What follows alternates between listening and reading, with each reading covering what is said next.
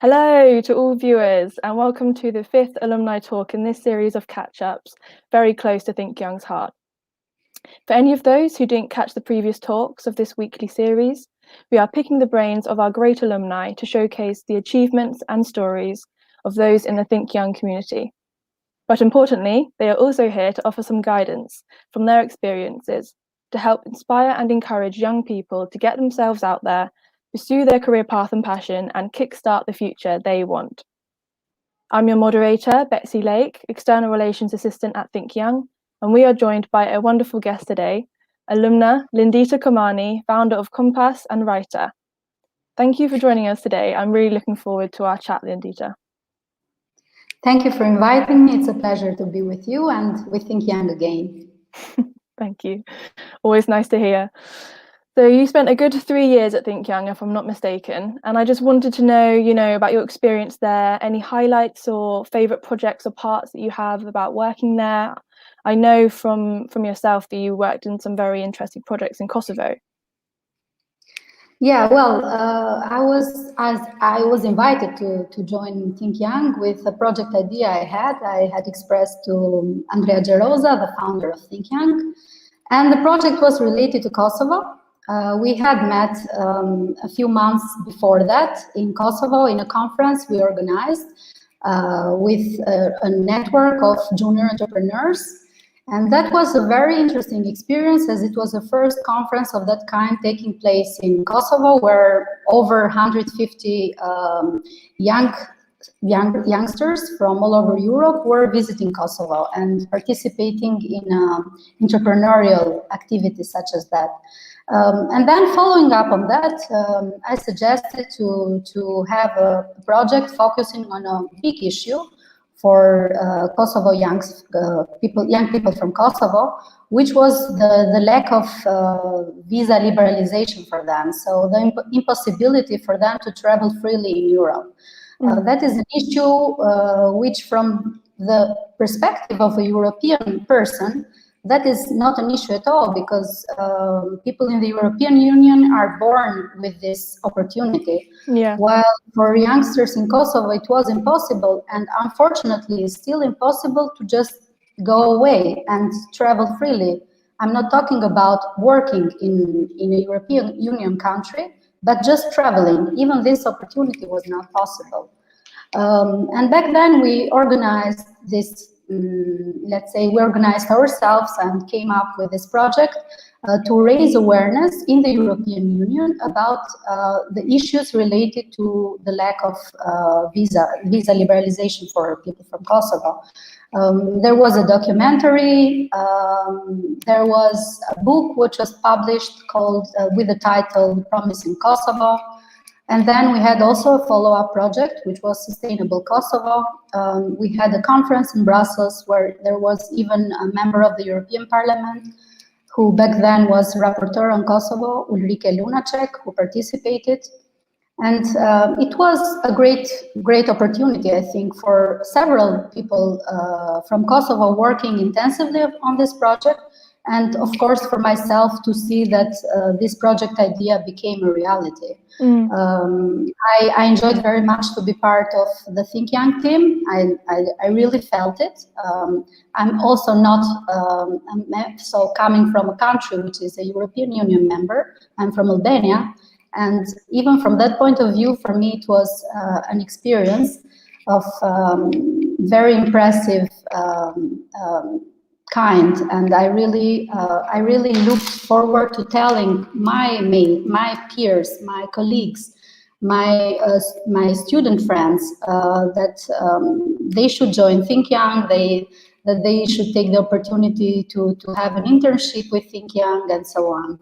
And I can still refer ThinkYoung as a very good place where you can have the first steps in your career to learn about how to write projects, manage projects, have an international relationship with many colleagues, even get to know important people, politicians, business people, and so on.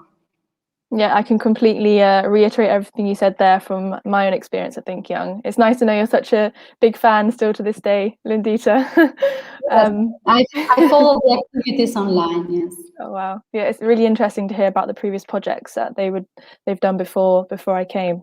So thanks for that. And a further question I wanted to ask was just if you felt were there a couple of really important lessons or skills that you then took forward with you after ThinkYoung, and do you think your experience at ThinkYoung influenced what you decided to do next at all?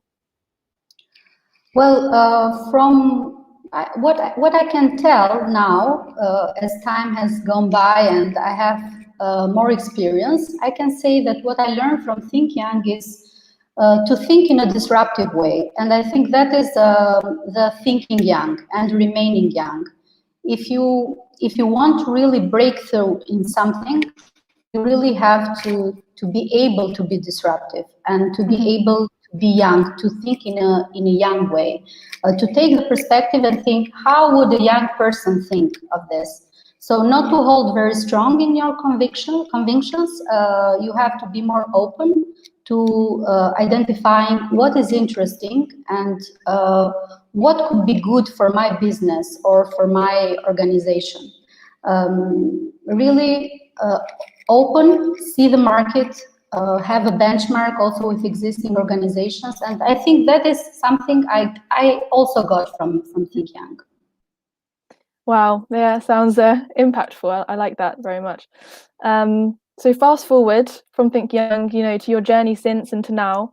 I'm really interested to hear, what are you working on now? I know about 8 years ago you founded your own company, Kompass, and you're still excelling with that today. And there's also a really interesting project that you're working on called Future Albania. So I'd just love to hear more about, your current work. Yeah, well, I founded Kompass in 2013. Still, I never had the time to focus completely on Kompass because I almost all the time had a full-time job. So I was, yeah. So that was by the side. I kept working with Kompass. Mainly, I have focused on consultancy projects, so mainly writing projects, managing projects, reporting, but also more increasingly since 2017 in the publishing area. Since I'm a writer, I told myself it's important, and also a translator, I told myself that it's important for me to look also into this direction. There is opportunities in the market if you go in the publishing direction. Still, you have to work very strongly in. Of course, if this is a startup, you really have to focus on that. As I said, I never had this chance to focus completely since I was all the time busy with startups and with full-time jobs I had. But now, since the start of this year, I'm completely focused on Kompass. In the past years, though, in my full-time jobs, I had the opportunity to work with very good colleagues, and I had very good opportunities to get to work in an international environment, be it with Talent Garden, and then with Campus Party, which is a big technology festival company that organizes events of a huge size from 2,000 to 10,000 people all over the world. And in this framework, I have been able to work in very cool stuff, I would say, even understand what are the innovations of today, what is important for youngsters, startups, startup ecosystems, do research. So I have all the time actually been in touch with young people, with startups, and with innovation, which for me is like also a fulfillment of my dreams when I started studying. That was one of the things I wanted to do after my studies. I'm sure Andrea, the founder of ThinkYoung, would be proud that you've stuck working with youngsters. That actually moving on to my next question, you read my mind. I was going to ask, I saw that when you were studying, it was very business and management oriented. Had you always imagined and planned the sort of journey that you then went on to? Had you always wanted to maybe set up your own business? Like, was this what you expected to do? Yes, it was one of my aims. I wouldn't say it was my final aim. Let's say that I had plans to stay all lifelong with my own business, and time has shown that I had full-time jobs for many years, and I enjoyed them. So you learn a lot you gain experience by working with other people who are more experienced than you are. And perhaps now I feel more confident that I can work on my own and build my own business and build my own opportunities. So it was one of my aims, but I wouldn't say it was my final aim. Well, it's just amazing how many things you do, especially at the same time. I'm just really intrigued as to how you manage to balance everything, and like get rest, have a social life, like succeed with all of your professional tasks. Are there any tips about how you manage that? I enjoy working. That's an issue and a problem, I would say. So I wouldn't know if that is a good thing. I know that there are things I have to do and I need to do. So that's the reason why I keep getting engaged in many different things, and I always find the time for them. Perhaps I do not take my health very seriously, and that is something that needs to change, and I have understood that it needs to change.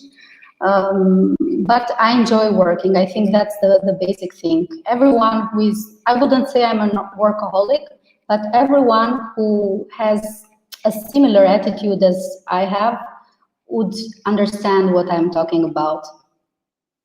Yeah, that work-life balance, I think, is a common struggle that a lot of people face, isn't it? And I think by the sounds of it, you have a lot of passion for a lot of different topics, which is what keeps you involved and getting involved in all these different things, which is nice to hear. And as you know, ThinkYoung is very passionate about entrepreneurs and entrepreneurship, having set up the entrepreneurship school about 10 years ago. So I was just wanting to delve more into that. And I was wondering if you had any faced any important barriers, facilitators, experiences, or you had any tips that you think would be important to share with, young aspiring entrepreneurs out there. Something which I've encountered many times with young people is that young people lack patience, and they want to see the finalization of an aim of theirs immediately or in 2-3 months. Young people need to understand that it takes longer to achieve dreams and to achieve goals. So if you, let's say, even if you fail a first time, you have to try again. You do not have to be ashamed because of failure. That is something else that I have encountered, that people they feel ashamed that they could fail or that they are failing, and they don't want to be any more entrepreneurs, and they just go and get a job. This is something that needs to change. Since I have also, let's say, researched this, dealt with this issue also from a research perspective lately in my master thesis, I really would say that it's a cultural issue all over Europe. And an example could be taken from Israel, for example, where young people in Israel, they are not feeling ashamed if they fail. And that is one good reason why Israel is succeeding as a startup nation, because they try and try again. If something doesn't work, they try with another idea, but they still keep going. And that is very important.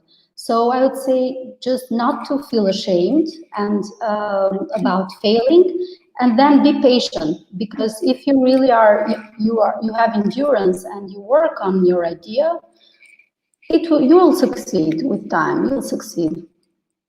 Yes, I think patience is definitely a virtue that I probably need to work on a little bit more. But I think, Lindita, you picked up on such an important point with the fear of failure, and it greatly aligns with work done by ThinkYoung previously in Fail to Succeed. where we identified, the fear of failure stopping entrepreneurs from pushing forward, and it was just such a barrier, and the stigma around it. Whereas failure doesn't have to be seen as a negative; it just can be seen as something to learn from, and then so you can succeed in the future. So I think you're completely right. And you mentioned slightly just in your answer then about your work with youth and entrepreneurship, and I wanted to ask you more into that, as I know you've done a lot of work around youth entrepreneurship and in different countries, and I just want to know a bit about what that involves and how it helps the young people. So I've been a mentor in several events, startup events, even organized several myself. Then also mentoring longer time, helping find finances, so funding opportunities. Basically being a facilitator for young entrepreneurs. That has been my job, I would say, or my intention. I'd like to do that even in the future, because it's something I believe in, and I think that a real change in economy and even politics can come from young people if they are supported in a proper way and not exploited. And that is something that we can leave also as a heritage I can leave as a heritage. So like that could be then what I leave to society in the longer term. In this line of work I do with young people. That is what I can tell about that. Youngsters need to be supported. The more the better. Need to be taken seriously and be given a platform to share their ideas, to share their thoughts and their talents, especially. Because if you are a very talented person, especially if you have more than one talent, you need some orientation. You need some, not direction, but orientation and support to choose properly what you should focus on. Because you can do many things simultaneously and not do anything at all. While if you have some orientation, if you have support, then you can really thrive, and you can really do even good for the society in general, which is something that ThinkYoung supports. Yeah, for sure. I was about to say, I think you're right. Too many opportunities can be overwhelming and almost make you freeze. So that guidance is really important to be able to find out what your priorities are, I guess. So I also wanted to mention as well, you're being a passionate activist as well around all the other things you've talked about today, which I greatly respect. And I know you've worked to prevent the demolition of the National Theatre of Albania. And I just wanted to ask, how come you became involved with this civic cause, and how did you contribute to this cause?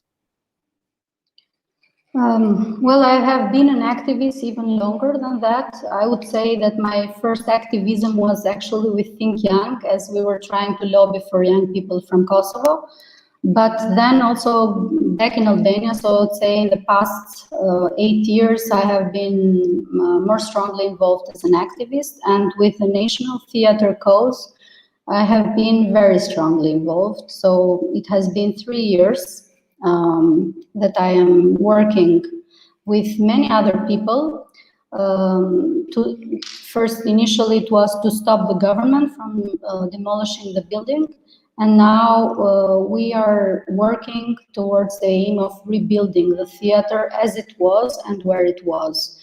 In this experience, I can say that I have learned much more about how political issues are dealt with, how activism works, how the groups function, and then they get disoriented, and then they can even fail to achieve their aims, how you have to persevere. And then what my main focus has been to be the international contact to everyone. We have contacted all over Europe and even in the United States to support our cause. So I'd say I've been somehow working in the external relations, just like you are doing now with ThinkYoung.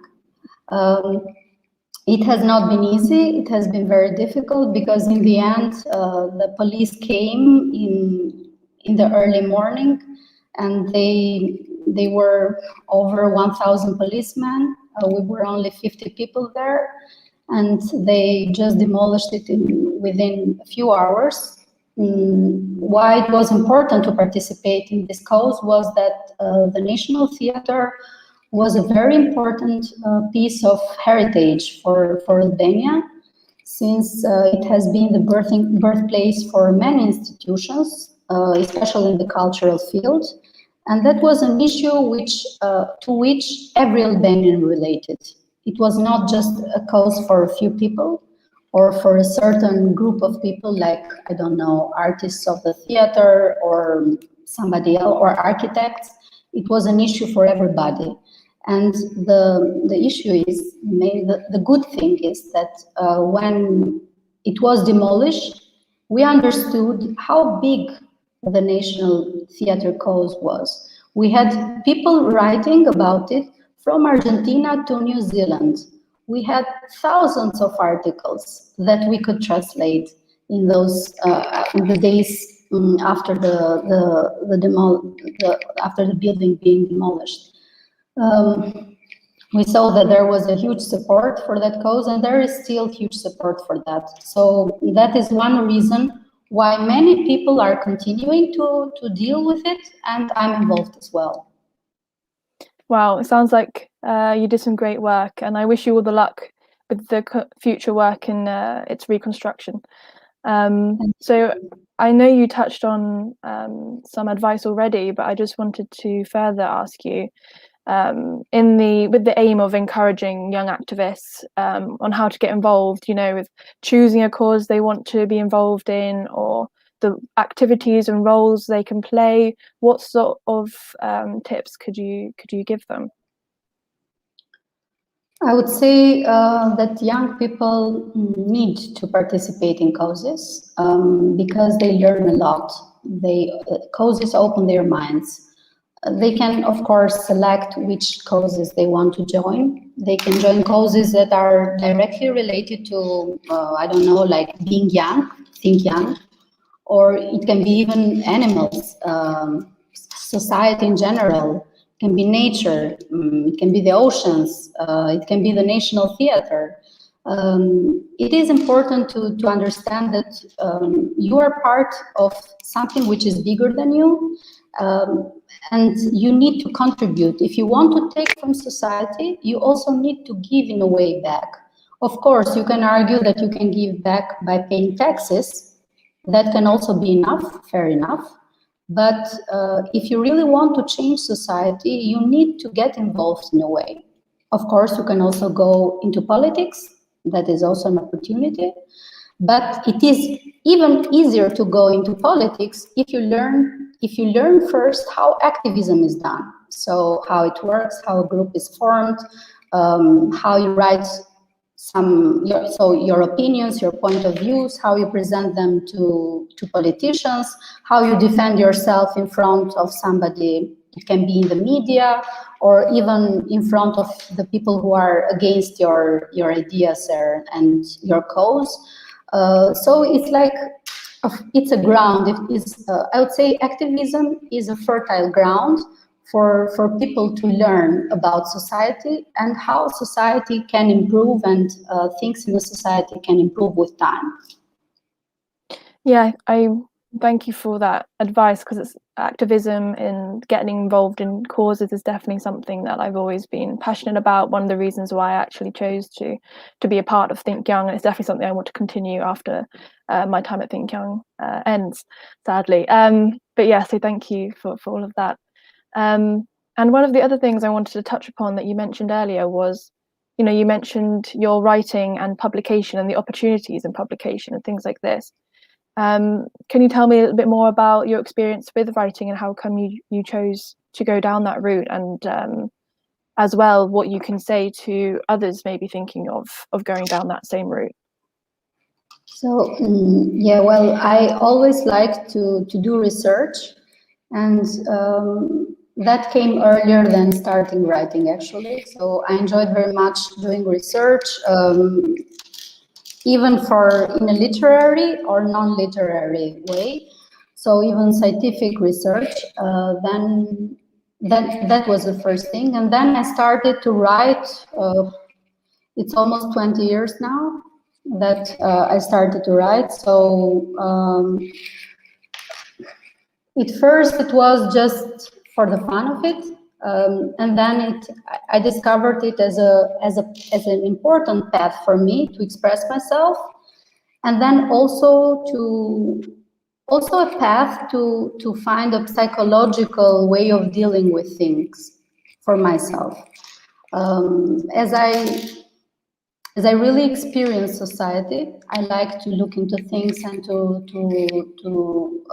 understand how things go on and how people function and what are the issues with which people are dealing and are facing.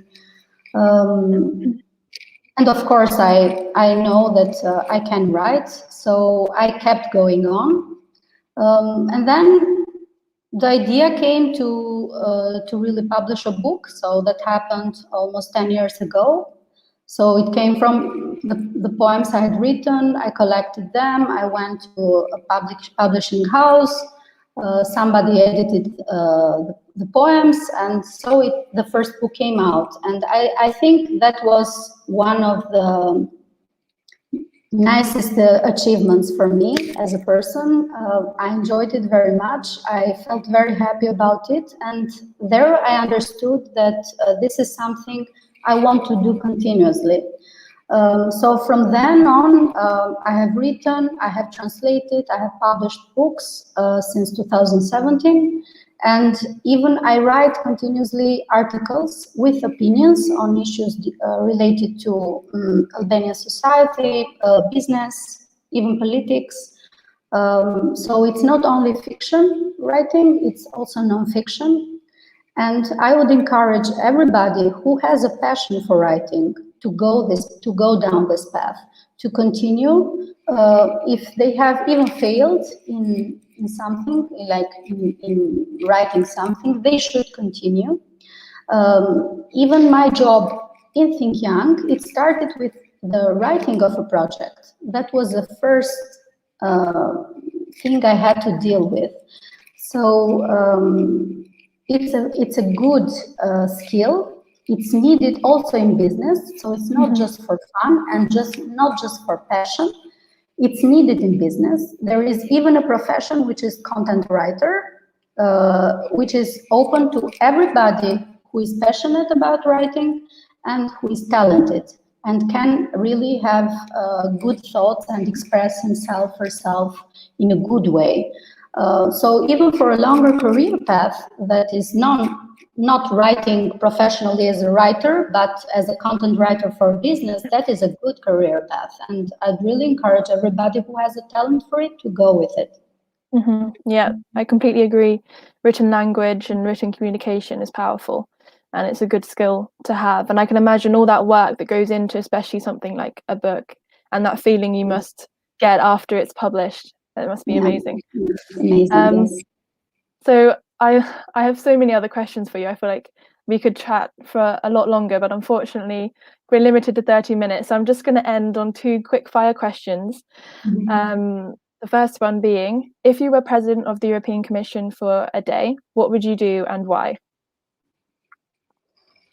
Well, I have many answers for that. I would say, first of all, it's to give more focus on how to build a future Europe.